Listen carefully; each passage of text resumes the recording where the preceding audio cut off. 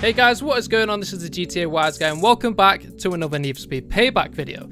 So we've got tons of information in this one, loads of goodies in terms of visual customization, got loads of information about performance parts, dealerships where you can get parts from, how you can rank up in different tiers for different cars, derelicts, how you can do them up. There's just tons of information. We've got a trailer, so we'll go and break that down. But we've also got a bunch of articles full of information, but obviously they don't say everything, so I'm going to do some of my own speculation about it all as well. So we'll go through, we'll break down the trailer, and as we're breaking it down, I'll go through all the articles so that you can link the information to actually what we see in the trailer as well. So straight off the bat, we've got a cool environment of an off-roading section. We can see we've got a road where all the cars are coming down and they're actually going around a sweeping bend. We've also got a joining off-road actual section on the right there as well. But if we continue to play it, we can see that we've got an off-roading Beetle going past there.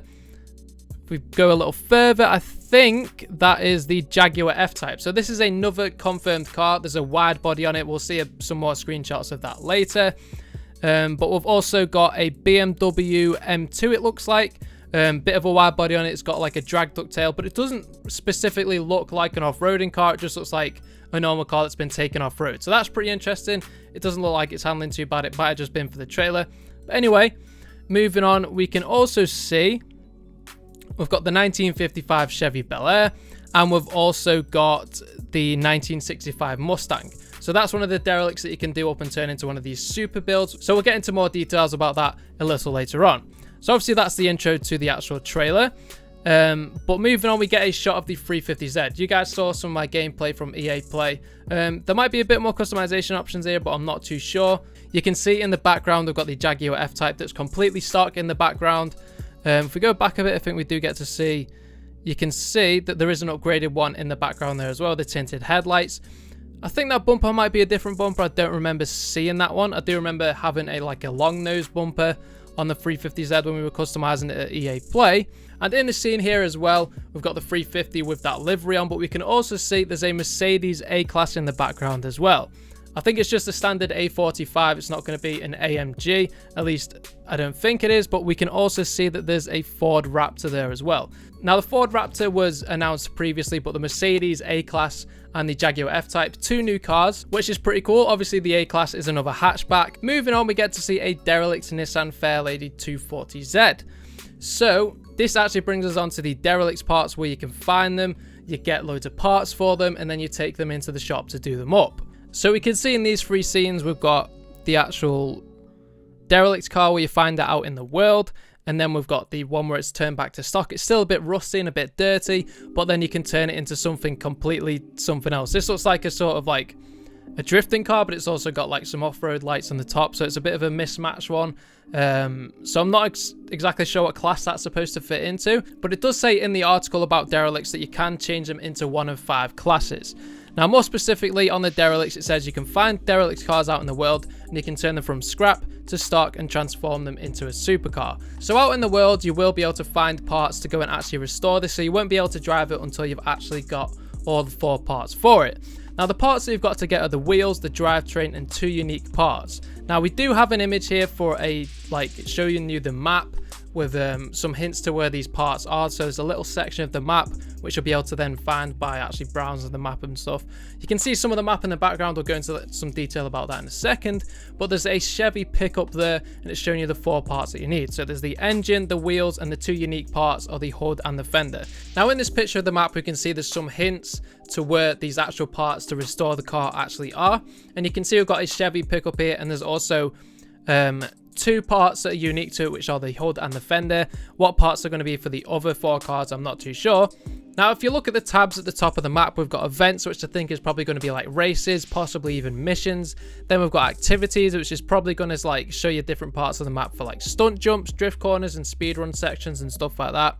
Then we've got locations, which is most likely going to be like part shops and dealerships and stuff like that. Then we've got character, not too sure what this is going to be, but it could possibly be like the missions for each character, or maybe even like GTA where you select a character. So maybe they might be like driving around somewhere on the map, then you've got to actually select them through the maps to actually go and control them, rather than like GTA where you just use the D-pad to switch. You might have to use the map to do that. And then obviously we've got the derelict section, which allows you to choose the derelict car, and then you get to see the little map hints for it. Now, onto the actual map itself, you can see we've actually got some twisty, windy roads at the bottom. There's like a 2-lane highway. We've got some more canyon roads on the right, it seems like. And there's also some like the darker, thinner tracks, which seem to be like off-roading tracks. That's what I presume they're going to be.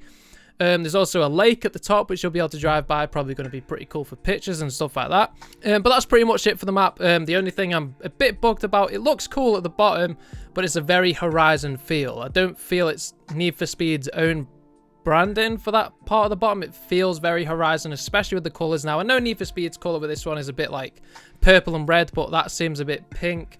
Very much like Horizon, especially like the way the cars are grayed out and stuff. I don't really like it like that. I think they could rework that, but in general the UI looks really good. We'll see the stats in a minute as well. That looks boss. Now, once you've restored the derelict and you reach tier 3 in terms of performance customization, we'll get onto the tiers in a minute, but once you get it onto tier, like the top of tier 3, but once you get it to tier 3, you can turn it into like a super build. And this super build, you can do crazy levels of customization for it. You guys saw like some of the previews for when I was at EA Play. I'd done a Beetle customization video, and in that Beetle customization video you could see all the different super builds for it as well. So there's like a mad off-roading one, like a mad drifting one. So you'll have to get to tier 3 to then unlock those super builds and then customize them from there. Even still, there's going to be tons of customization for these cars. I'm not bummed that there's only 5 of them, because there's going to be tons of customization, and you'll be able to turn them into like 4 or 5 different cars. Now, the 5 different cars that we'll get are the Chevy Belair 1955, the Ford Mustang 1965, Nissan Fairlady ZG 1971, Chevy C10 Stepside Pickup 1965, and the Volkswagen Beetle from 1963. Anyway, those 5 cars, pretty nice, cool collection. I can't wait for the customization for them. Now, it does say in the article that some cars are restricted to certain classes.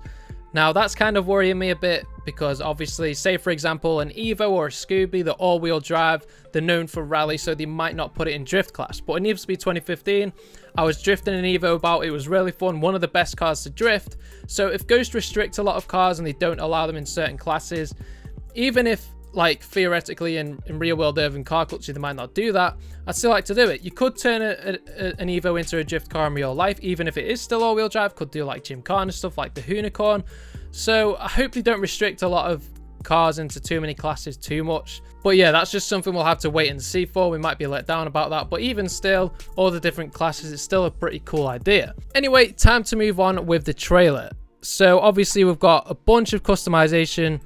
Moving back to the actual one where we can see the stock car, we've also got all these options on the top. So they have slightly changed from Need for Speed 2015. So you can see we've got the normal customization bit, which is hovered over now, which is probably going to be like all the visual customization and stuff like that. Now the suspension icon on the left is going to be tuning. So this will be to tune your car in the garage. At least I presume. Now, tuning is restricted depending on the class. And not only can you now tune your car inside the garage, but what Ghosts have implemented now as well is live tuning. So tuning on the fly. So you could be mid-drift and you can actually tune your car. Now, how that's going to work, I'm not too sure. Maybe it could be like right stick, so it might temporarily disable the camera, and you can use right stick to go up and down between the different sliders, and then left and right with your right stick to like tune it specifically on that slider. How it's going to work and how you're going to be able to do that mid-drift, it'll be pretty interesting to see how that works. But yeah, like if you're mid-drift and you want to get it perfect, you can just adjust it on the fly and you can do that. Now, in terms of tuning, I don't want it to be like it was in 15. Now, obviously it's restricted per class. For example, it says in the article, get behind the wheel of your off-road monster and change the gearing or modify the weight balance on your drift machine. Whichever choice you make, you'll always retain the integrity of your car's class as your fine-tuning. So now I don't want it to be like in Need for Speed 2015 where it was either grip or drift. Now obviously they're specific for the class, so if it's in drift, maybe you're, I don't know, you're quite an aggressive driver. So if you're quite an aggressive driver and you're putting in a lot of inputs, you might want to have a car that's maybe a bit more grippy and that doesn't just like slide into its own. Maybe you're a guy who lets the car slide and just grabs it when you need to actually control it. So I'm hoping there's a lot of variety in terms of going from left to right. It's not just going to be like either bad at drifting or good at drifting, which would just make the sliders pointless. I'm hoping it changes the style of handling rather than making it better or worse, if that makes sense. Now anyway, that's a pretty cool thing about on-the-fly tuning. Now before we move on to performance, we'll just take a quick look at this Nissan 240Z. Taking a look at the customization, we can see we've got some wide flared arches, which I think do come on the car stock. I'm hoping we'll be able to get a rocket bunny for this car. That'll be pretty cool. We can see we've got some custom headlights. We've got some fogs on the top of the car. We've got mismatched wheels front and back. Now something to note as well is if you take a look at the front wheel, we can see that we've got green, but like the actual inside of each spoke and on the actual centerpiece is chrome. Now these look like TE37s, I think they are. And this sort of customization wasn't available for them previously. So maybe we'll be able to choose where the secondary paint goes on certain areas of the rim. That would be pretty cool. Or maybe it's just a different version of the TE37s, but that mismatched color is pretty sick as well. So anyway, we can also see we've got a fat dinner plate as a splitter on the bottom with a little tiny wing on it, which looks a bit daft. I probably won't be rocking that myself, but if you're into that, I suppose that's pretty cool. And we've also got some like a side step rail in there as well. So it does kind of have an off-road touch to it, but it has been slammed to the floor, which is pretty weird. Now, in terms of this customization as well and being slammed to the floor, something that they've confirmed in one of the articles, in the Vanity article, is airbags, which is so sick, and it's something that I was hoping for. Now in our previous trailer breakdown, Tyler's R34, the red one, we did zoom into it and it did have an airlift performance sticker, and I said maybe we'll get bags in the game, and it turns out that now we will. Now how they're going to work, it doesn't actually say in the article, but what we're going to get is underglow, so we're going to get neons. Hopefully we can get them all around the car and customize whereabouts on the car they're going to be. Like on GTA, you could have them front, sides, back, or you could have a different combination of them. Tire smoke, so the color of your tire smoke, that's something that's in GTA at the minute. I'm probably not going to rock it, but if you're into that sort of stuff, I know a lot of competition drifters do have some like fancy color tire smoke, so if you're into that stuff, that's in the game. Nitrous flame color as well, which is pretty interesting.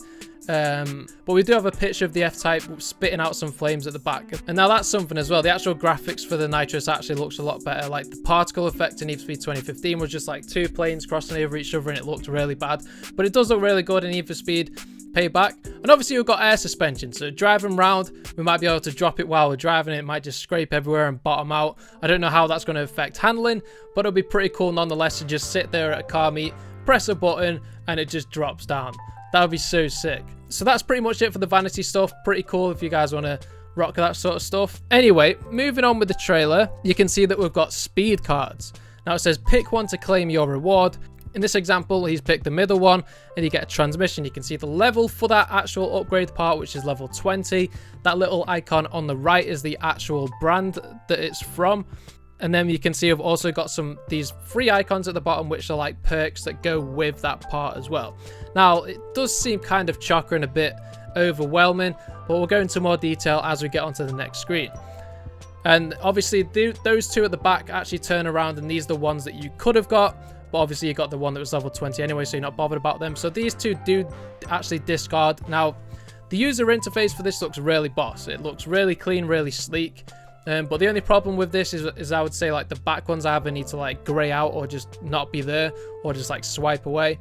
I know in Battlefield, if you open like a battle pack, it'll just show that they like the camo or whatever that you've actually won, and then it just adds that to inventory. But what it looks like on this, it shows you the other two, and it's sort of like the first one that you get is the one that you equipped first, and the other two just go into the stats screen, and it looks like it could have just gone into your garage or inventory or something.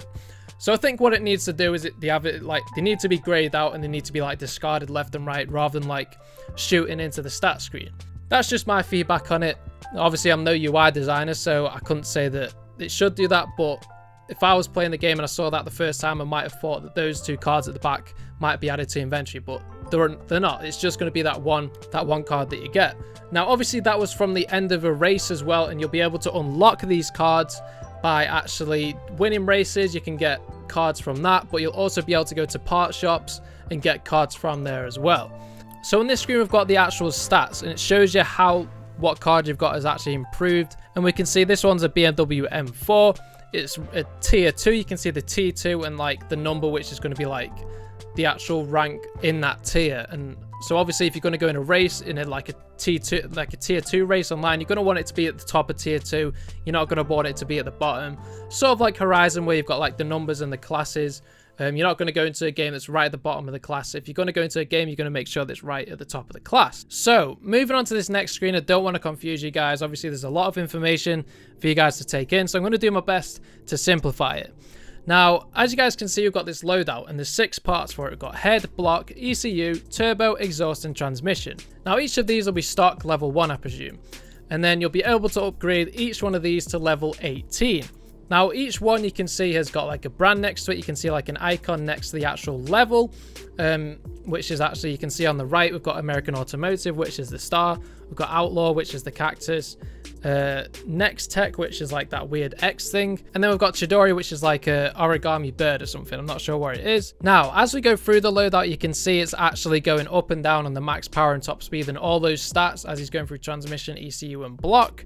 Why it's doing that, I'm not too sure, because I thought it'd show you like the max level it is, and as you go through those different ones, it'd show you what it's adding to it. But I presume if you go back to like another screen, it'll show you like the max amount on each of these.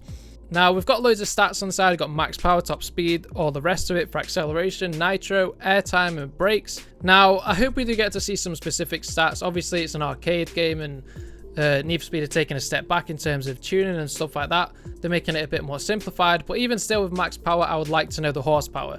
I'd like to know if my GTR is over 1,000 horsepower or whatever.